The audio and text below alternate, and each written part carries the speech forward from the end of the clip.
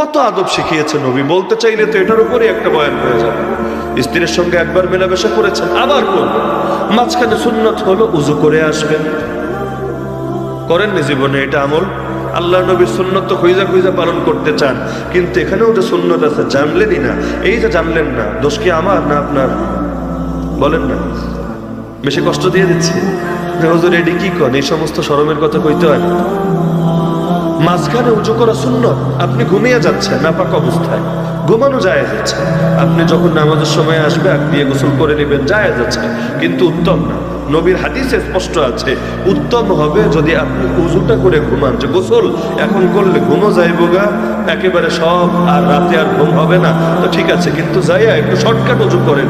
যদি সুন্নত গুলো করতে আপনার সেখানে ঠান্ডা লাগে বা কষ্ট হয়, অন্তত ফরজ অঙ্গগুলো শেষ করেন। ফরজ কাজ জানেন তো উজুতে, চেহারাটা একবার ধুয়ে নেন, হাতটা এই পর্যন্ত ধুয়ে নেন, মাথাটা মাসে করে নেন, পাটা ধুয়ে নেন, নবীর একটা সুন্নতের উপর আমল হয়ে গেল। তো এইরকম বলতে চাইলে এই বিষয়ের উপরই অন্তত 2-3 ঘন্টা বয়ান করা যাবে, যে আদব কি, মাসালা কি, শরীয়তের শিক্ষা কি।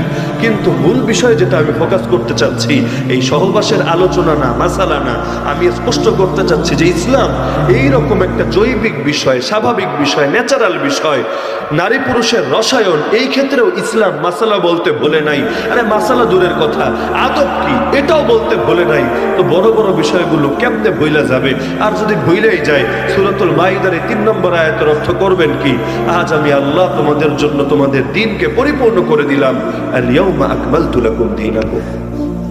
সুতরাং মুসলমান হতে চাইলে পুরো হন। আমাদের হুজুররা বলতেন, ভাই আলেম হলে পুরা হন, কারণ আধা ডাক্তার মানুষের জান মারে, আর আধা মোল্লা মানুষের ঈমান মারে। যে কোনো জায়গায় আমাদের এভাবে বুঝাতেন, দেখো যে কোনো জায়গায় যাও কামেল হও, চোর হইলে কামেল চোরাও, যাতে করে পিটুনি খাওয়া না লাগে। ড্রাইভার হইলে কামেল ড্রাইভার হও, যাতে রাস্তাঘাটে বইরা পইরা থাকা না লাগে। একইভাবে আলেম হইলে কামেল আলেম হও, যাতে করে মানুষরে অন্তত প্রতারিত করা না লাগে, যে লোকে তোমার বাহ্যিক অবস্থা দেখা বড় কিছু ভাববে, আর তুমিও লজ্জায় ভিতরের হালত প্রকাশ না করে উল্টা পাল্টা মাসালা বলবা, মানুষকে গোমরা করবা, এমনটা যাতে না হয়। তো কামেল মুসলমান হওয়া দরকার। কামেল মুসলমান হবেন কেমন? আগে তো জানতে হবে, তারপর না মানবেন। কি বলেন? নাকি আগে মানবেন পরে জানবেন? আগে তো জানতে হবে, পরে মানতে হবে। কেন জানি না আমরা? এই জানা তো আমাদের জন্য ফরজ। এইখানে যারা আছে, বিয়ে শাদী করে এসেছেন, কিছুদিন আগে করেছেন, অনেক আগে করেছেন, বা সামনে করবেন, কয়জন এমন বলতে পারবেন বুকে হাত রেখে, হুজুর বিয়ে সংক্রান্ত মাসালাগুলো আমার জানা ছিল এবং সহি মাসালা চর্চা করে আমি বিয়ে করেছি? সমাজের প্রথা দেখেন, কালচার মেনে না, হিন্দুয়ানি প্রথা মেনে না, আমি ইসলাম মেনে বিয়ে করেছি, কয়জন বলতে পারবেন? এই আপনাদের বিবারিয়ায় খুঁজলে পাওয়া যাবে না বিয়েতে উকিল আব্বা থাকে? একটা দুইটা না, ঘরে ঘরে। আচ্ছা, উকিল আব্বা আর মক্কেল আব্বা, এটি আবার কি জিনিস? এত আব্বা বানানো সবাই লোক থেকে বাঙালি, খালি আব্বা আর আব্বা। এই বাঙালি মুসলমানে বানায় আব্বা, আর সনাতনী হিন্দুরা বানায় হইলে আব্বা। কি মা বানায় না? গরুও মা, এটাও মা, ওইটাও মা, খালি মা আর মা আর মা। আর বাংলাদেশের এই হুজুগের লোকগুলা বানায় হইলো আব্বা আব্বা আব্বা। মাঝখানে হইলো একটা বর্ডার, বর্ডারের এপারে আব্বা, বর্ডারের ওপারে আম্মা। আম্মারা বড় কষ্টে আছে আব্বাদেরকে রেখে, আব্বারা বড় দুঃখে আছে আম্মাদের বিচ্ছেদে। তোমার নিজের আব্বা থাকতে অনুমতির জন্য আবার আর একটা উকিল আব্বা লাগবো কি লেগে? আমারে বুঝান। কাম তো এই নেই যে বিয়ের মজলিসে মাইয়া আসলে এখানে পর্দার একটা ব্যাপার আছে, তো এই কারণে সে আড়ালেই থাকুক। এখন এখানে হুজুর আছেন, হুজুর এখানে খুতবা দিবেন, তারপর ইজাব কবুল হবে। ইজাব মানে প্রস্তাব, কবুল মানে গ্রহণ। এক পক্ষ প্রস্তাব করবে, যে কোনো পক্ষই করতে পারে, আরেক পক্ষ গ্রহণ করবে। বিয়ে তো সহজ, খুতবাও সুন্নাত, ফরজ ওয়াজিব কিছু না। খুতবা না হলেও বিয়ে হয়ে যায়। বিয়েটা তো বড় সহজ ছিল। এখন এই বিয়েটারে পেঁচাইতে পেঁচাইতে পেঁচাইতে কি করছে? এখন বিয়ে যে কি জিনিস এইটাই বাঙালি বোঝেন। অধিকাংশ লোক বিয়েটাও করতে জানে না। উকিল আব্বা যাবে, লগে আরো দুইটা সাক্ষী লয়ে যাবে। আরে ভাই, উকিল বানাইতে কি সাক্ষী লাগে নাকি? বিয়া করতে না সাক্ষী লাগে। উকিল বানানো ভিন্ন জিনিস, বিয়া করা ভিন্ন জিনিস। মেয়ে যখন অনুমতি দিচ্ছে তখন বিয়ে হয় নাই, তখন উকিল নির্ধারিত হয়েছে। আর যখন মজলিসে এসে ইজাব কবুল হবে তখন বিয়ে হয়েছে।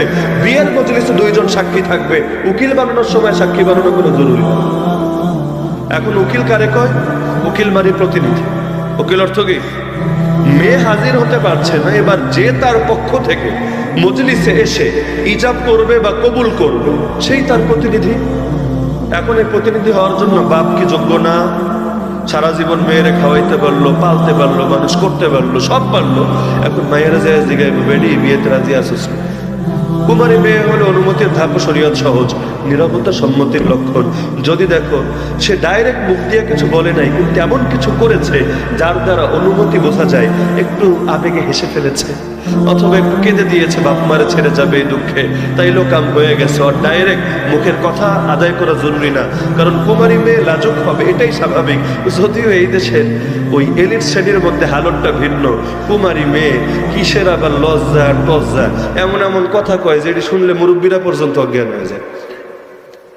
ওই দেখেন না মাঝে মধ্যে মিডিয়া এসে কি কথাবার্তা বলে, ওই কয়দিন আগে তো এটা নিয়ে সারা দেশ গরম, তোমরা সিডিউস হবা কেন, তোমরা তো এমন আমাদের অন্তর্বাসের ফিতা দেখলেও সিডিউস হয়ে যাও, আরে পুরুষ এটা তোমার দুর্বলতা, তুমি তোমার ডান্ডারে সামলাও, আমি আমার স্বাধীনতা ভোগ করবো।